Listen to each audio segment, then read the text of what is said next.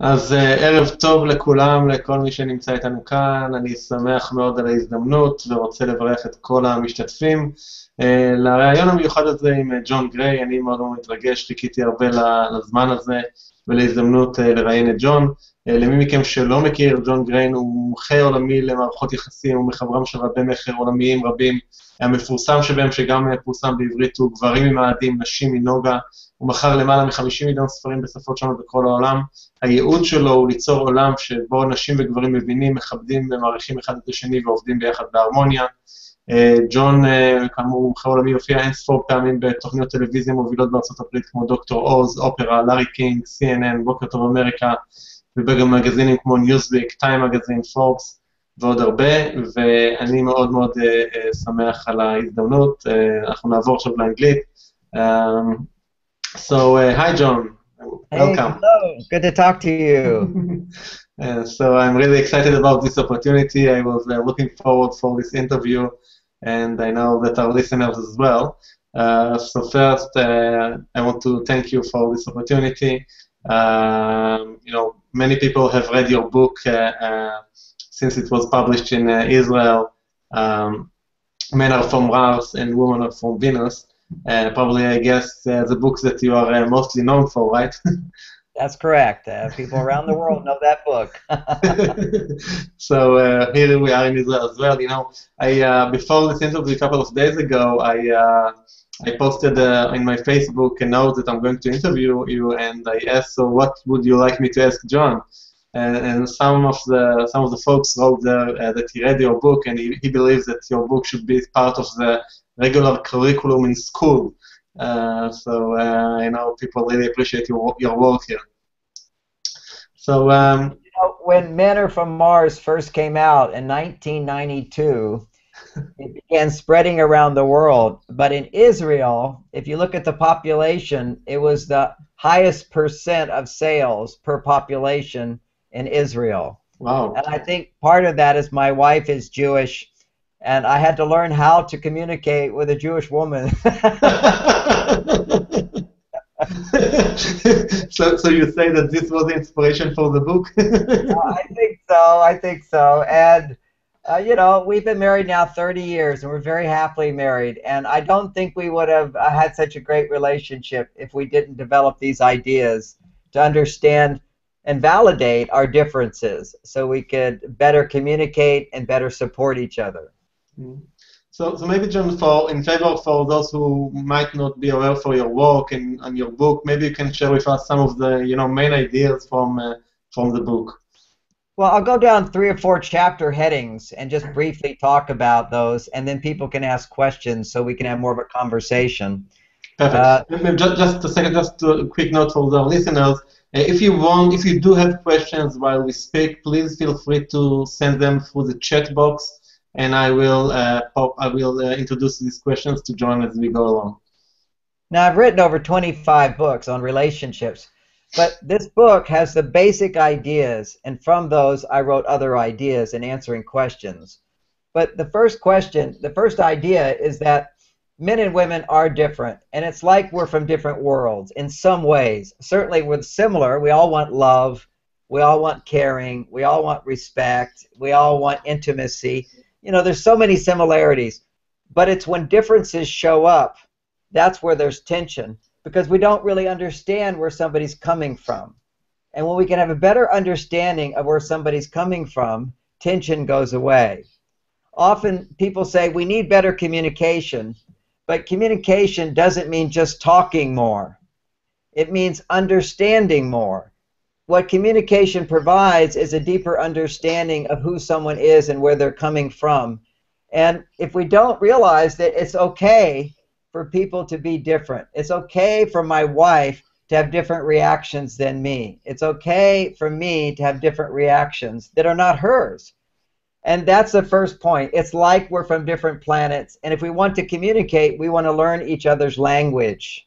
So that's the first chapter. Another chapter is men go to their caves. Now, what does that mean? It means quite often, not all men, not all the time, but this is a very common problem, is that for women, men, when they've been working hard, often when they come home, they just want to relax and forget everything.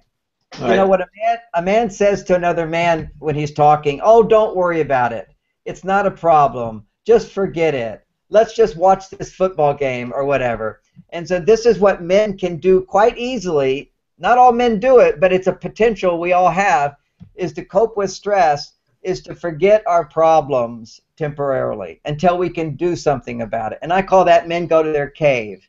The cave could be reading a newspaper. He just doesn't want to be bothered. Maybe watching TV or doing his prayers, by the way. That's another one, or meditating. Any of these things.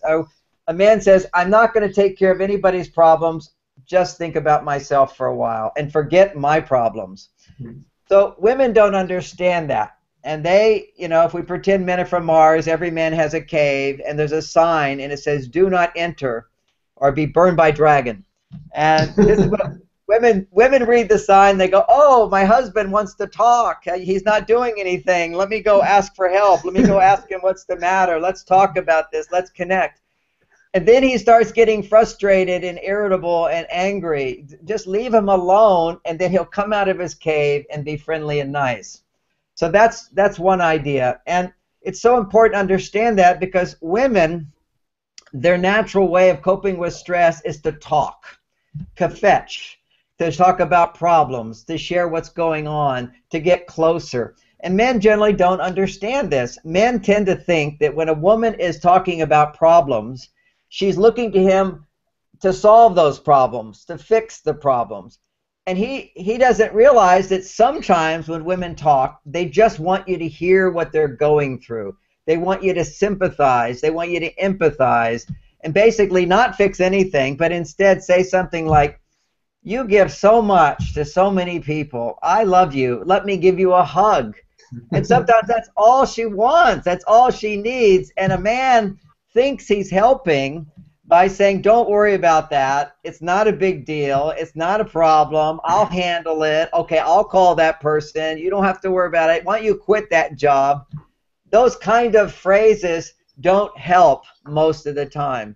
So when things don't work, with this insight of differences, we can begin to make sense of why I think this should get better, but it's not getting better. So that would be two ideas. I'll do one more idea that's very popular in that book, and that because of our hormonal differences between men and women, and there are big differences, for a man, he has to have about 30 times more testosterone than women. Now let me put that number into perspective.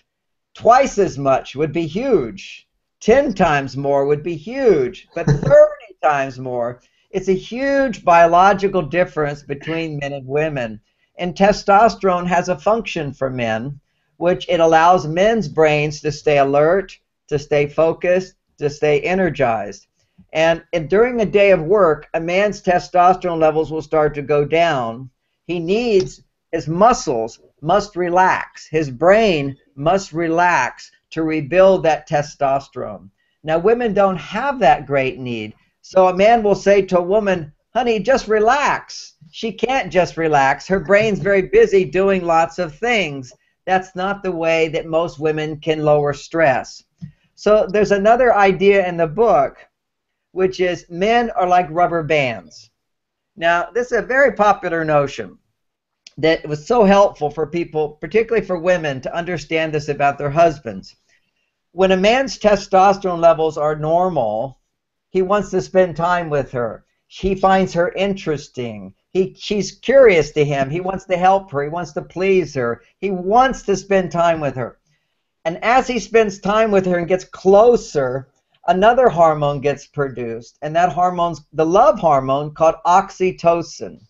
Now, oxytocin is the hormone when you're holding a baby, when you're loving someone, when you're caring for someone, when you're feeling happy, oxytocin goes up. So in a man's body, oxytocin makes him feel good, but it causes testosterone levels to drop. So this is why often, I'm a grandfather now. I'm in my 60s, and I love taking care of my grandchildren. But there's so much oxytocin gets produced, my testosterone levels drop, and I go to sleep. our favorite game, they say, Grandpa, let's play the sleeping game. That's where I get to lie down and they throw pillows at me. But this is what happens to men. When they get too much oxytocin, it puts men to sleep. It causes men's testosterone levels to go down. But for women, oxytocin, they begin to glow. They begin to feel happier. They feel joyful. It's such an important hormone for women, but not for men. It's important for men, but not as important for men. And too much oxytocin causes testosterone to go down. So when a man stays close with a woman for a while, his oxytocin goes up. Then he needs to pull away in order to rebuild his testosterone. Whenever a man is feeling alone and independent, his testosterone goes up, and then he wants to love and connect. So it's a dance. It's the dance of intimacy. Men get closer, and then they pull away. And then they get closer, and they pull away. It's kind of like when he gets closer, he pulls away, but it's like a rubber band. And this is called the rubber band theory. When the rubber band stretches out, it can only go so far. His testosterone goes up, and now he wants to get close again. But if women don't understand this, when he pulls away, she follows him. What's the matter? What's going on? We need to spend more time together. You're upsetting me. What happened to our love? Why have you changed? So she's trying to pull him back. That's the worst thing to do. Just let him go, pull away, give him his space, and he'll come back. And when he comes back, don't get mad at him. This is when so many men are like, they'll show up with flowers, and she'll go, oh, well, that's too late, too little, too soon, whatever they say. And just give him space, he comes back. And a woman says, well, what am I supposed to do at that time? Well, that's the challenge for women, which is for women, they have a tendency to attach, because oxytocin makes them want to hold on. So they want to hold on. So women have to have a community of other women where they have loving relationships, friendships, family, community, so that she's not so needy for her husband's attention all the time. So she can let go as he pulls away, and she has so much other support in her life, she's not looking just to him. So those are some of the basic ideas at the beginning of the book. So it sounds like, God has developed us in a kind of a system that you can never win. It's all, one against the other, like per design. Well, you can never win unless you understand. If you understand, it's a perfect fit. It's differences, but it fits together perfectly. It's like a round hole and a round peg. They fit perfectly if we understand. Yeah. Why would I say that? Because if we become too attached to one person, it's putting all your eggs in one basket. Then we become needy. We become too dependent. A human being, man or woman, has many needs. As a man, I need to have work. I need to have love and intimacy. I need my children's love. I need to take care of them. I need to be of service in the world. I need a spiritual relationship with God. I need all their different needs. But romantic love can be so intoxicating that when we get it, we go, that's all I need. And most women, when they fall in love, they drop all of their friends. They think about the man all the time. And so this is an imbalance when we look too much to one person for everything. So men help women to find that balance. There's a natural instinct to pull away at that time. Also, so that men don't become too attached to their partners. Otherwise, he's looking just to his partner, but he has other needs. And that's the important thing, is to realize as human beings, we have these many, many needs. Meeting one need can experience some fulfillment, but greater fulfillment is when you fulfill all of your different needs of who you are. So it's interesting. How did you came about this idea of this whole Mars and Venus thing? How did you come to understand it and later to write and teach it? Well, I wrote the book in 1992. I developed the ideas in the early 80s, in 1982. At that time, as a counselor, having been taught some ideas in the university on how to counsel, most of what they were suggesting I do didn't work. And I would have many people come to me saying their relationship was worse after seeing a counselor. Now, that's not always the case, but quite often the counselors didn't understand that there was a difference between men and women. So when women would complain, for example, that their husband was spending too much time alone, the therapist will say, well, you should come home and share and talk, and what's all this cave time you want? And so basically, women were wanting men to be more like women. And all of the universities still, to some extent, teach that men should be more like women, instead of what I realized is men should not be more like women. Men should be more like men, but we need to learn how to respect the woman's needs that are more modern needs. You see, the needs are changing. As the world changes, our needs change. As women are more independent, as women are more in the workplace, more self-sufficient, what do they need a man for? They need a man for something else. And it was not clear what they need him for. And so many women would complain that he's not enough like a woman, instead of he's not a man who understands what her needs are. But what I did in the beginning, and I saw this in the beginning, I was teaching men to give women wanted men to be communicative of their feelings more. So I taught men to do that. I was very good at that. I teach men how to say, I feel hurt when you say this, and I feel hurt when you say that, and I feel afraid of this. Because men have emotions inside, so I was teaching men how to feel them and communicate them, because that's what all the women said they wanted. Within 1 month, the women came back, many women came back to me and said they wanted a divorce. And I said, why? We're making such progress. And one woman said, when I married him, I didn't realize he had so many problems. Another woman said, I love him very, very much, but he's so sensitive. I feel like I have to walk on eggshells. I don't want to upset him. I don't want to be protecting him from me. And another woman said, he's opened up his heart. He shared his tender feelings. But I love him very, very much, but it's like he's a child, and I'm his mother, and I can't be sexually attracted to him. I'm just turned off. So this was confusing to the women and to the men, and I went, whoa, something's wrong here. You created a monster. Say that again? You created a monster. I created a monster, and this is what was happening, and still to some extent, in the popular psychology circles at the universities, they're still trying to make men into women rather than teaching women how to give the modern man what he needs and the modern man learning what the modern woman needs. And then men become more masculine but also respectful of the female, and women become more feminine but also more powerful in the workplace as independent people.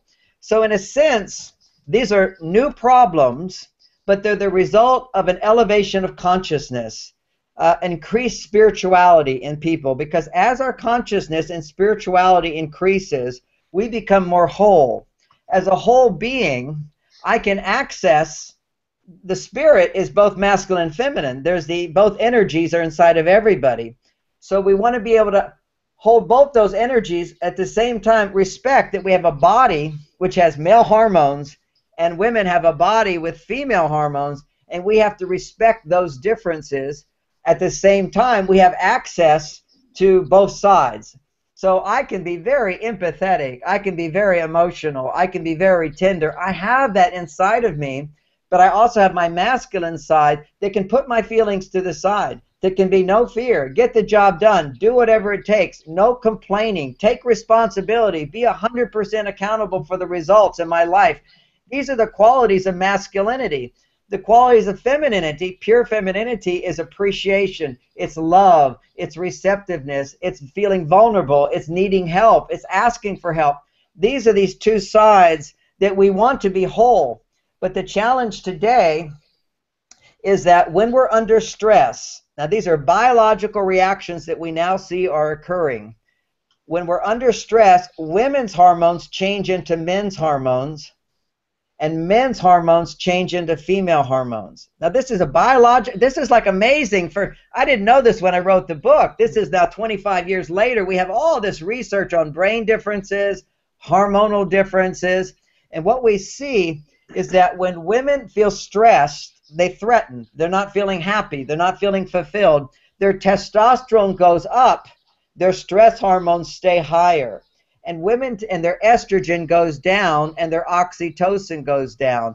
So the female hormones go down, the masculine hormones go up whenever women are unhappy.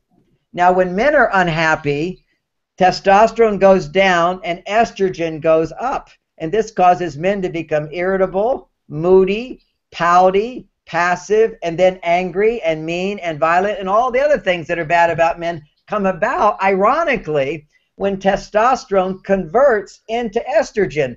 People think it's the problem is testosterone. No, when men are the worst side of men only comes out when his testosterone converts into estrogen, which causes his brain to be flooded with emotion, and that then throws him into more of his female side where he doesn't have control of himself or others, and he's certainly disconnected from his ability to love.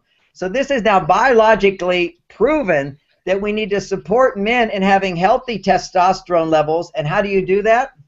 All of the ideas in my book explain how to build testosterone, and I didn't even know it at the time.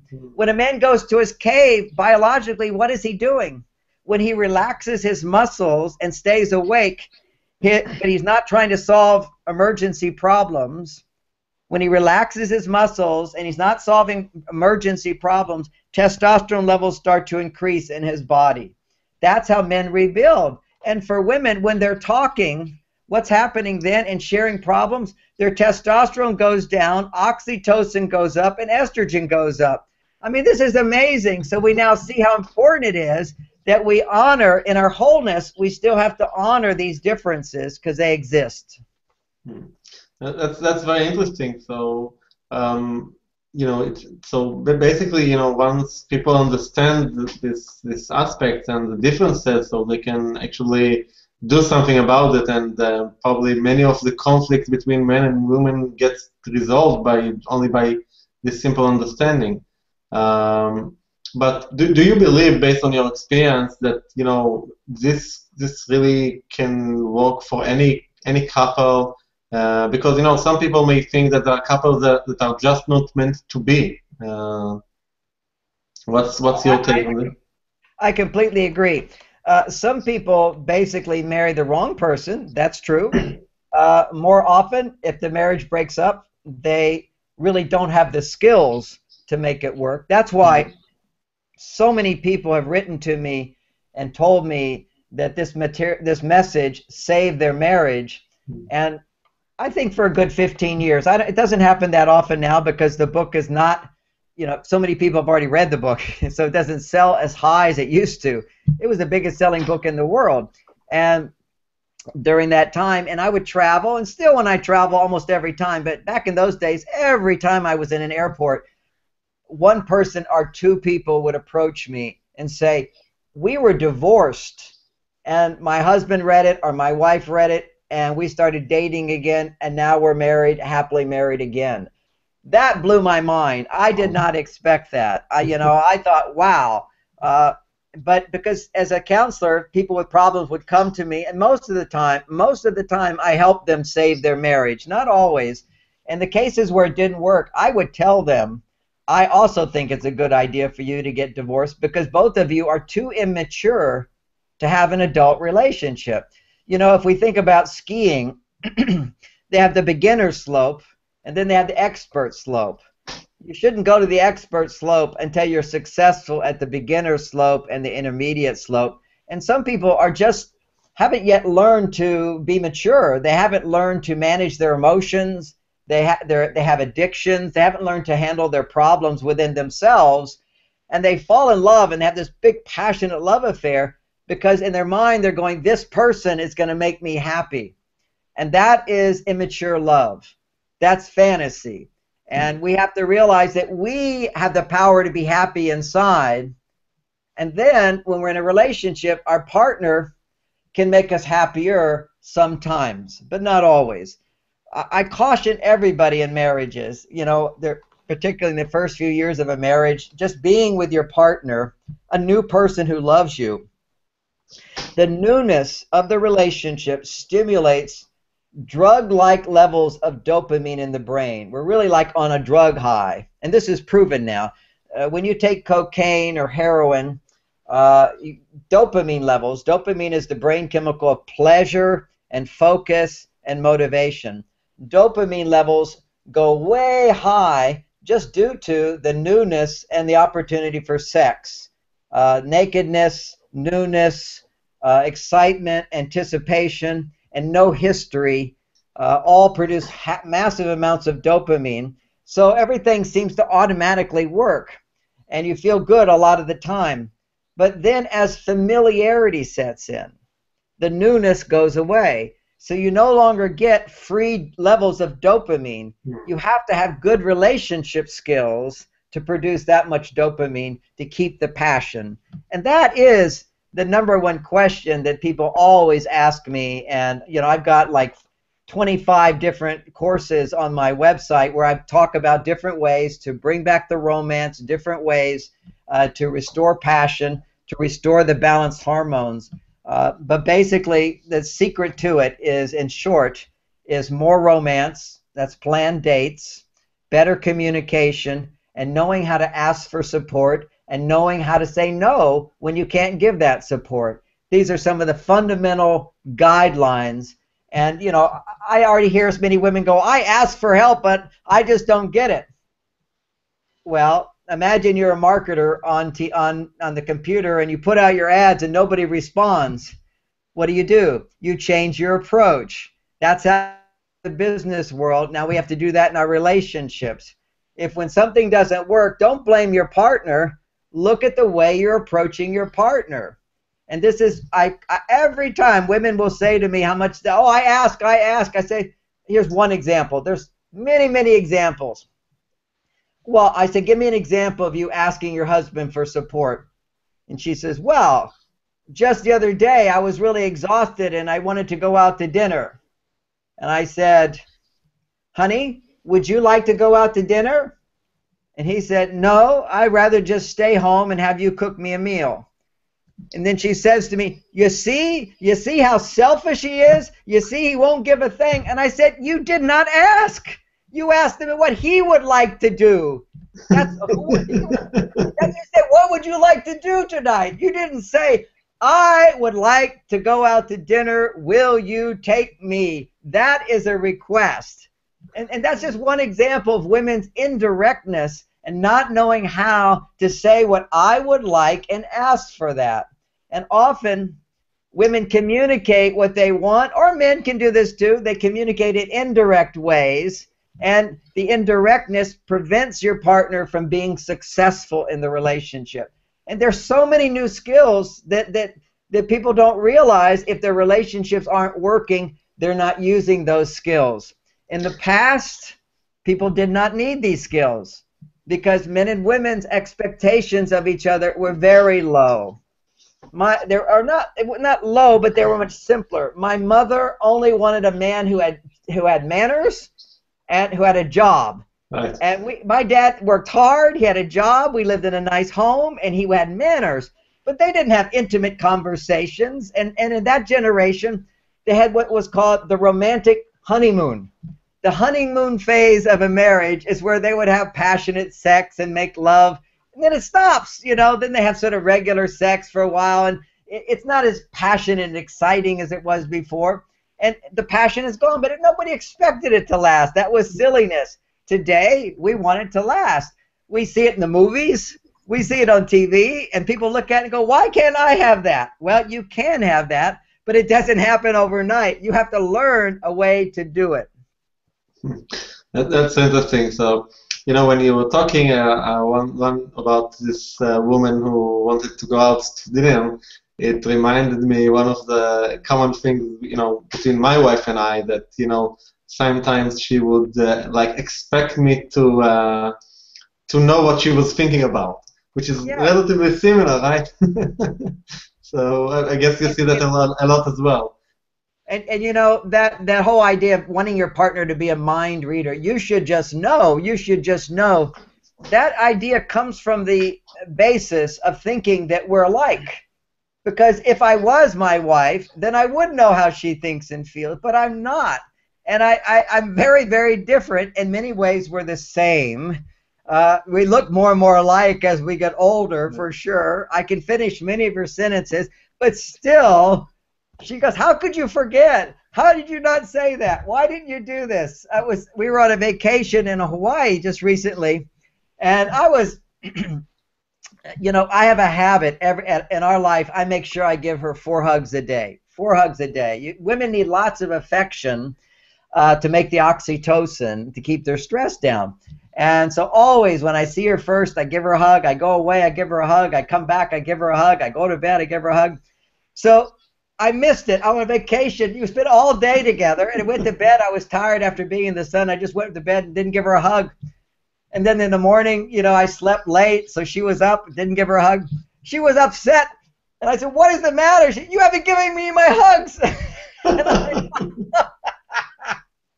I thought, we're on vacation. We're spending all this time together. But she wanted those hugs. And from my point of view, it's the realization is to women, affection, physical touching, hugs is a very, very important thing. Not as important to me. It's become more important to me. I miss it when it's not there. But if I'm spending all day with her, I don't really feel the need to hug her. But if I spend time away, then I feel I want to connect with her. That's interesting. Well, I think today, you know, you said that the world is changing, and I think that one of the changes that I see that, more traditionally, men had their roles and women had their roles, and it was very clear what the men roles are and what are the women roles are. And I think today it's kind of, mixed all together, and some men take women's role and some women takes men's role. So how that doesn't it makes it even more complex now? It's very, very complicated now. It used to be very clear cut. Men do this and women do that. And why was it that way? Is those were the rules so for us to survive. Those were survival rules. And that was the best way to survive, which is women were usually, if you go back several hundred years before birth control and a few hundred years before that, women were pregnant most of their lives, having more and more children, and many children would die of diseases, and then she'd get pregnant again and pregnant again.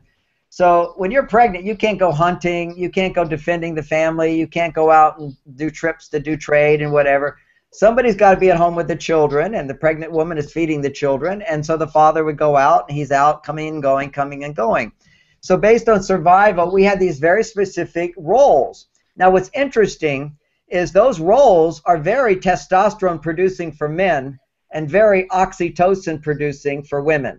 So what we had is cultures, and the cultures are different around the world, but I've been in practically every country of the world and seen how that culture was supporting men and having the male hormones and feeling good, and that culture was giving women rules and expectations and demands and so forth. The rules, the books would say it, women, you deserve this, and men, you get this, to support those hormones. Now there's a shift in consciousness. It's the movement beyond that we can only be a certain way. We now are more spiritual, more whole. We want to have it all.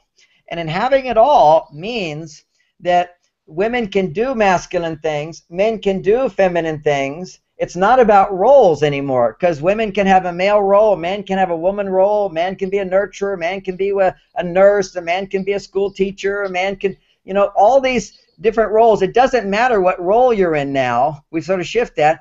We have to go to a higher level of realizing on an emotional level, men have certain needs, and on an emotional level, women have certain needs. And that's where my book focuses. On an emotional level, a man must feel that he is contributing to solving problems. Okay, that's very important. That creates testosterone. So whatever job I have, it doesn't matter as long as, particularly in my marriage, which is where we get our emotional support, in our marriage, we are getting the message that I make a big difference, that my actions and behavior make your life better. So on an emotional level, that means a man needs from a woman messages that she can depend on him. You're my man. I depend on you. I trust you. I accept you just as you are. That's what love does. I'm not going to try to fix you or change you. And when you do something, whether it be little or big, I give a great delight and a joy and an appreciation. those three messages, trust, acceptance, and appreciation, increase testosterone. So from that point of view, women have a need for those things. Men's need is just 30 times greater. So what are the needs that women have? The women need to get messages that a man cares. He's concerned about her. He cares. Another one is he understands. Not just accept her the way she is. If she's upset and bad mood, she wants you to understand why I feel this way. Understanding is so, so very important for her on the female side. And respect.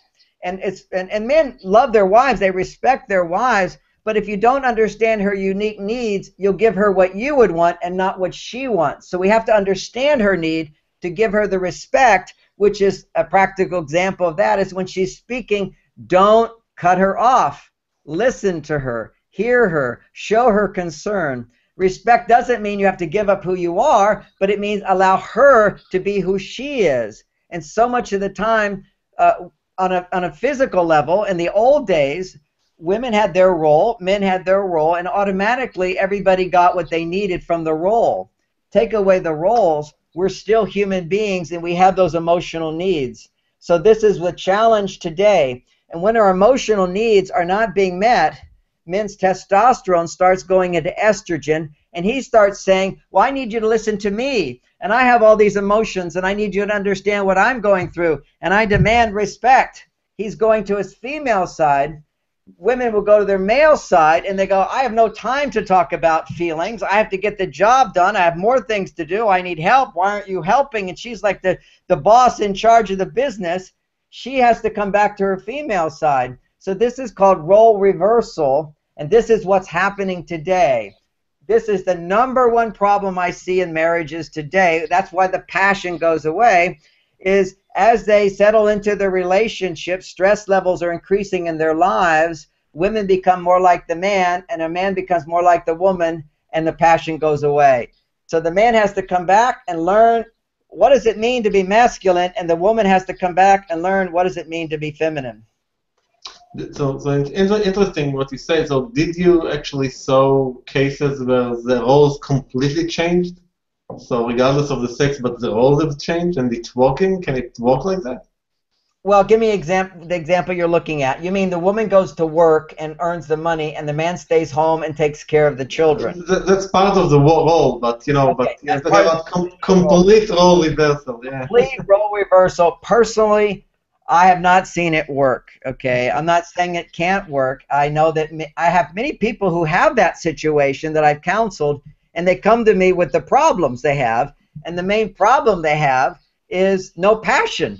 They're roommates, you know, they don't have the passion. They don't have the polarity. It's like magnets. On a magnet, you have a positive pole and a negative pole, and they'll attract. But if you have a positive pole and a positive pole, they repel. And so what you have to have is what goes on is a woman goes to her male side. For a man, he loves her. He wants to connect with her. So he becomes more feminine and to connect with her. And when men become more feminine, they become passive, they become disinterested, they become easily irritable, they start complaining a lot. When she complains, he complains more. What I teach men is how to be men, and when the storm comes, stand there and don't run, don't hide, but be present. And that's training for men. And no shame if you can't take it. You know, if my wife started complaining more than 10 minutes, I say, okay, hold on. Now, it's starting to sound like I don't do everything wrong. All I do is wrong. And I know that's not what you're telling me. So now let's take 10 minutes to tell me how wonderful I am, even 3 minutes to tell me how wonderful I am. And then I'll open my heart again and I can keep hearing you. So I'm not just going to take anything, but I'm not going to make her wrong for being upset about things. You know, when the weather is cloudy and stormy and lightning, we just accept it as God's will. It's nature. Well, women can be cloudy and their moods are going to be like this. And if I can be stable in that, like an oak tree, feet, deep rooted into the ground, the wind blows, I have to basically not take it personally because I can do this. I can say to her, when it's too much, I can stop the conversation. I don't have to keep taking it. I just simply say, okay, I've heard everything I can hear. Now I need to think about it. I hear you, and I'll think about it, and walk away. Some men will just take it for 10, 15 minutes, and then they'll give it back. Why do that? It only gets worse. How many times do you have to get in an argument to realize it just gets worse and worse? So in short, that little thing is, rather than be right, do the right thing, and then you will be right. So it's like arguments is a waste of time, and for women, complaining is a waste of time. Learn to convert your complaints into a request. That's what works. And if you need to complain, it's because there's a part of you that feels you need to be heard. And if you do this from the point of view of sharing feelings, and you say to a man, look, I don't want you to fix anything. I don't want you to say anything. I just need you to know what I'm experiencing, and I promise you, within a few minutes, I'll start feeling better, and I'll be able to express my love for you as well. So you always have to sandwich any negative complaint or upset with a message that says, I need you to listen. You don't have to fix it. You don't have to do anything. You don't have to change. And another one is you don't have to feel bad. I'm not asking you to feel bad. I just want you to understand me, where I'm coming from. Then I'll tell you how much I appreciate you. And then after she's done this many times, he'll learn to listen because he knows there's always going to be something positive on the other end. I remember in my first year of marriage, I was late to dinner. My wife was all upset. And, you know, I called her, and actually I didn't call her. We didn't have cell phones then. And I got home. She says, where were you? I didn't know where you were. It's the salmon. It's overcooked. Here, have it. And she was like looking at me. And I said, are you angry? And she said, yes. And I said, well, tell me what you're feeling. She said, I feel really bad. I feel really bad. And she looked at me. And I said, honey, you don't have to feel bad. It was my mistake. And then I paused and went, oh, I see. You feel bad, but you really want me to feel bad. She said, yes. And I said, well, I feel good because I made it in the short amount of time I did it. I was rushing and rushing once I realized I was late, so I feel like I accomplished something to get here. I actually feel rather good that I arrived as soon as I did. And she said, well, you should be feeling bad. And I said, okay, how bad do I have to feel? And how long do I have to feel bad? It was like caveman, you know. It's like you are punished, you know. And I just had to be light about it. And now sometimes she'll look at me like you should feel bad, and I just look at her and I go, I hear you, I love you, and that's it. And it's up to her to feel good again. But I don't have to feel bad unless I do feel bad. And what women need to know from that little example is the part of the brain that feels bad, okay? You can measure it. It's in the brain. It's twice as big in women. So really? A man will never feel as bad as you're going to feel.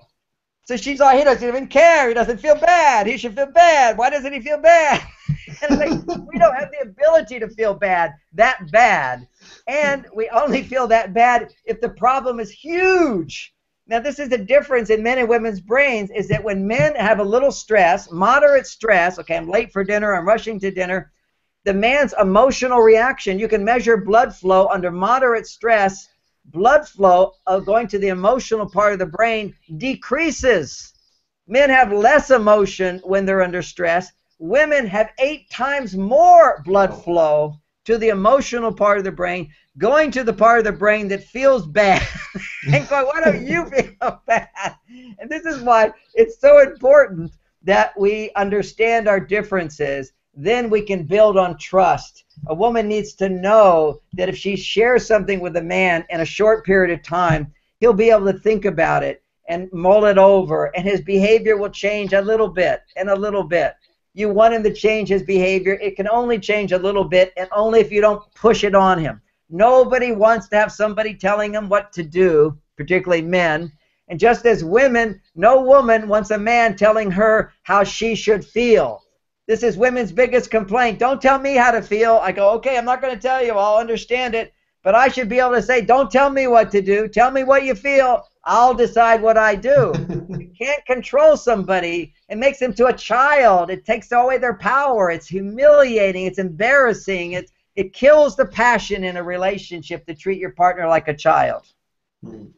That's very interesting. So, you know, yeah, this information about the women have more area in the brain of feeling bad. That's powerful information.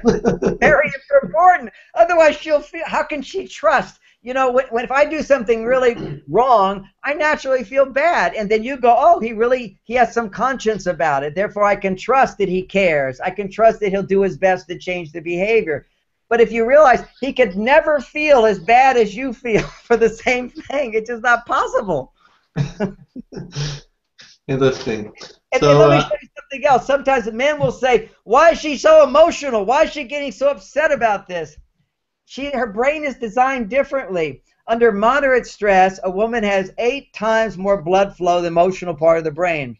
Only for men, we can have that much emotion. Men can be just as emotional as women, at least certainly, if the problem is huge. So for women, if the problem is little, big emotional response. If the problem is little, no response from the man. If the problem is big, the man's response becomes huge in terms of anger and mad and all that. He gets very angry, red in the face. It like explodes only if the problem is huge or he has huge fear. So this is a little example. We'll just laugh with this one, but it's when I first realized this. I was reading the research on the brain differences, and that very day in my house, we have a big long house. I mean, really long house. And I heard my wife screaming from the kitchen, from the opposite side of the house. And she's saying, John, John, come, John. And I'm like, what could it be? Lions, tigers. And I'm running across the house. You know, what could it be? What could it be? Thinking she must have been on a ladder and fallen off and broken a leg or something. And she's screaming. And I come running into the room. I'm looking for the blood. And she's standing there. And she goes, look, look. And I'm like, there's nothing. Look, look. And I go, what? She says, the ants are back. And you know, most women can relate to that. And that's an example of that. Little things. And here's the important thing for men to understand.